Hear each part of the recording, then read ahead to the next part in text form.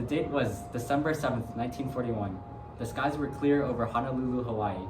The unsuspecting sailors were going about their day when 183 Japanese planes burst into the scene. Welcome to Vongphrachanh Unsolved Season 6, Episode 9, where we will dive into the events of Pearl Harbor and the many conspiracies that surround the infamous date. Pearl Harbor plus conspiracy theories. First, let's get into the events of the day.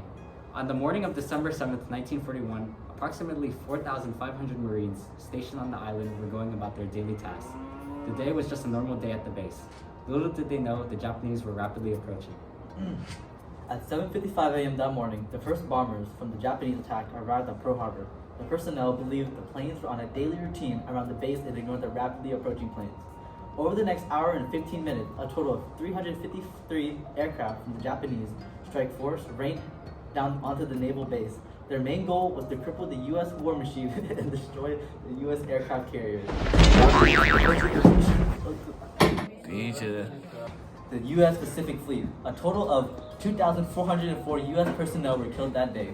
The Japanese also destroyed or damaged 19 Navy ships, including 8 battleships. Although the damage inflicted was massive, the Japanese had missed their ultimate goal, as all 3 of the aircraft carriers stationed at the base were out at sea. You said there were 183 planes? Yeah. That's a lot, man. After the attack, many U.S. citizens were shocked at the horrific events that had transpired that day. The attack came as a complete surprise to many that day. But are things really as they seem?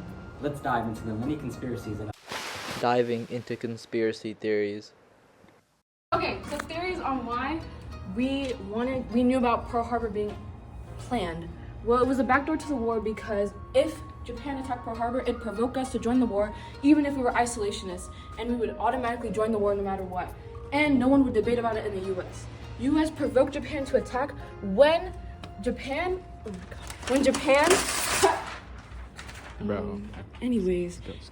Okay. When U.S. provoked Japan to attack, it was when Japan was constantly taking over other countries in Asia, and the U.S. cut off all trade and supply with Japan, which would then make them attack Pearl Harbor, and we would be able to join the war, which connects to this theory. And then, planned by Churchill to lure U.S. into the war, Britain really needed help fighting Germany off because the only other allies they had were not doing so good. They were getting taken over by Germany, so we had to get help. So if they lured us in, we would help and join the war either way. So all of these connect to the back door to the war.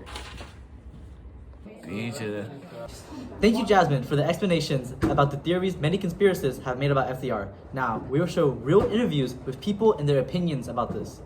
Of course I believe he knew. He's conniving. I've known him all his life. Always been conniving. This here is a misrepresentation of the fine men and women of America, and I will not stand for it. I cannot stand, but that's besides the point. So, did FDR have prior knowledge of Pearl Harbor? That's right.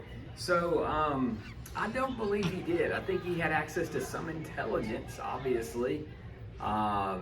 Japan had goals, but I don't really think FDR thought that the Japanese would go to the lengths that they did to completely try to destroy the American fleet in the Pacific Ocean the way they did on December 7th, 1941, I believe. I hope that's the correct date. I'm a history teacher. So anyway, I do not believe that FDR had prior knowledge of the events as they unfolded here in Pearl Harbor.